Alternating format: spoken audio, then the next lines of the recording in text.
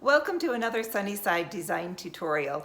Today we're here in Steph's living room again, and we're doing episode number 4 of her fireplace reveal. Today we're going to show how we did all of the detail work, all of the beautiful moldings that we added to her fireplace. Yeah, so join us, follow along, and hope you enjoy. Yes. For the mantle surround, we used a sheet of 4 by 8 3/4 inch MDF. We like to use this for our projects, not only because it's inexpensive, but it's easy to use and it paints up beautifully. We first cut all of our pieces of wood to size. The dimensions for our surround were determined by some corbels that Stephanie had bought at a vintage market that she really wanted to incorporate into her fireplace. Um, she measured the width of the corbels and then the width of the molding she wanted to use, and that determined the width that she wanted her sides of her surround to be. That ended up being 10.5 inches wide. So our boxes, we ended up creating a series of 3 boxes to make the surround. There's a center box which measures 10.5 by 54 inches, and then 2 side pieces that are 10.5 by 51 inches. We'll put measurements in the description of how we cut our wood, and then once they were all cut, then we had kind of an assembly line putting them together. We started with the short pieces and attached those at the end of the large board using wood glue, and then used the brad nailer to secure it all together.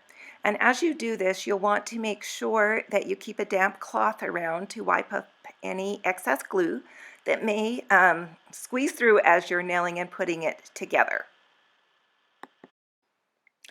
The depth of each of these boxes that we are making is 3 3/4 inches deep. That will be how far that the surround will stick out from the wall. You'll also notice that we're having all of our seams that will show will be on the front side, which those will be covered with molding. So eventually they're not going to show. So our sides of the fireplace surround will be nice and clean and just be the wood, and you won't see any seams. So we want to share a little tip about how we determined the size of how we wanted to build this fireplace surround.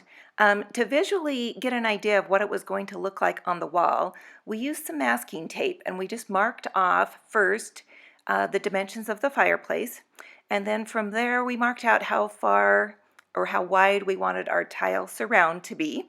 And then we went out from there and decided how wide we wanted the surround to be, and just put lines of tape going out from the fireplace area. And from that we were able to get a good visual idea of what it would look like, the size and dimension compared to the room and the fireplace, to know if we were making it big enough. Not only did we do that, but we knew that we had the corbel, so that kind of determined the width of the molding we were going to use and how this was all going to come together and look. So the molding we ended up using is just a primed board. It's called a 1x3, but it's actually the actual dimensions are a 1 by 2.5 inches. And so with the width of the corbel, you'll see that that all just fits out perfectly. Now we're going to mount this fireplace mantle surround to cleats on the wall. We've taken 2x2s and we have screwed those into the wall, into the studs. And in order for our surrounds to fit, we needed to notch out a little bit on the sides where those were going to go over the 2x2s that were mounted to the wall. So we used a circular saw to give them an initial cut, and then used our oscillating multi-tool to cut them the rest of the way. And then we were able to dry fit them into position to make sure that they were going to work. Then we pulled them off the wall and laid them on the floor and used wood screws to screw them together. We used 3 wood screws connecting each side surround to that center piece. And you can see here connecting both sides so that it will be one continuous piece. Once we have this all put together, then we will take it over to the wall and mount it. So we'll push it into place, mounting it on those cleats that we had on the wall. Get it into position. Make sure that it fits snugly. It's kind of a two-person job for sure to carry it. It's a little bit heavy, and get it secured against the wall. Then we brought in our faux beam, and we did do a video tutorial on this as well if you'd like to see how we made that. We wanted to put the faux beam up so that we could mount that surround right up tight against the faux beam. And then we just used the brad nailer and secured the surround to those cleats that are on the wall, all the way around both sides of the surround, top and bottom, all the way around. It really was pretty easy to do, but this is definitely a job that takes more than one set of hands. You need someone to push and secure it and hold it tight while you're securing it into position with those brads. In fact, there's many parts of this job that really it's helpful to have an extra set of hands.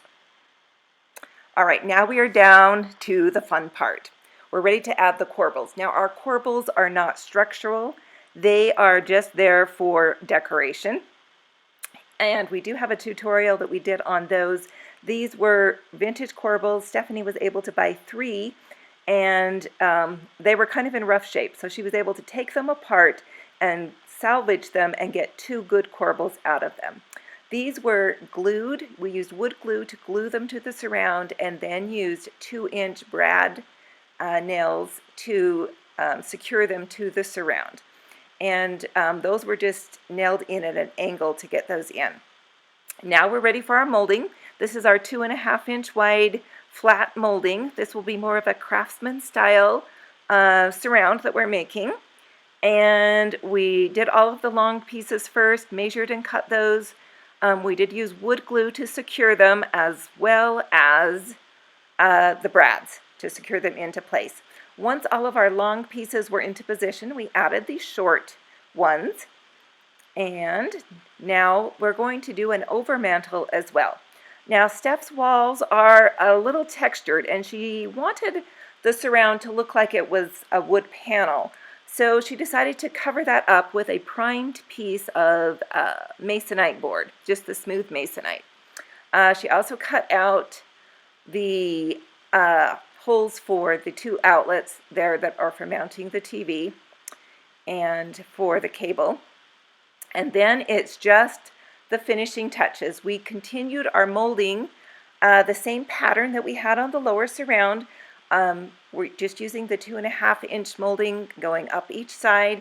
The dimensions and the width that they are apart is exactly the same as the surround. Just completing that. We did do a little cross piece that will go across as well to complete that craftsman look. And while the men were working on that upper overmantel section, we caulked all of the seams and then puttied in all of the nail holes. We then primed all of the bare wood, and then we gave the fireplace surround 2 coats of paint. We chose to use Behr's cabinet paint. It's a urethane that kind of has a self-leveling agent in it that will help to minimize brush marks. And if you kind of detest brush marks like we do, you'll want to try it. It's a great paint and gives you beautiful results. So what did you think of this tutorial? Is it something that you think you could tackle, that you would like to try? There are a lot of steps, but I feel like it's doable. Simple, easier than you think. Yes, but I would definitely have someone to help you. There were parts that it was bulky, it was heavy, and it helped to have an extra set of hands to put it together. So we hope you liked it. Hope we inspired you to try this yourself. Be sure to catch up on the other videos in this fireplace series if you've missed them. Again, we have one on how to install a fireplace. We did one on building the faux beam mantle and installation, restoring the vintage corbels, and next week will be our final video in the series, which will be how to install the brick tile surround. Yeah, which gives it that perfect vintage look that she wanted to add Yeah. to her fireplace. So we're excited to share that with you. Yeah. Anyway, thank you for watching. We appreciate you following along. Please Comment. comment. We love Oh, yes. comments. Please comment and let Ask us questions, know. comment. Yes, if you have questions, we'd love to answer them if we can. We'll find out if we don't. Yeah. And if you can think of a better way of doing something, let us know. We're always Yes. looking for new ideas and ways to do things. Yep. And please tap the notification bell if you are following us, so you'll get notifications when we have new videos released. And subscribe if you haven't already. We love having new friends. Yes. So thanks for watching, and as always here at Sunnyside Design, we hope to bring your home to the sunny side of the street.